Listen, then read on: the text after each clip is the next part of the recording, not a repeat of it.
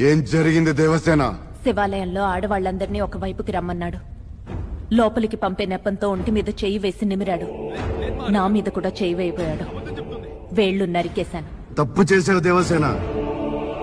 ఆడదాని ఒంటి మీద చేయేస్తే నరకాల్సింది వేళ్లు కాదు, తల.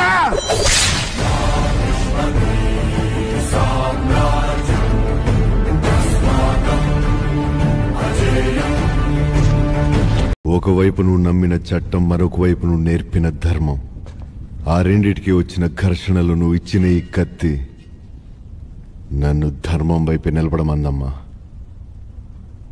పదవి పోయినా వెలివేసిన ఈ మాహిష్మతి సేవ కోసం నేనెప్పుడు సంసిద్ధంగానే ఉంటాను.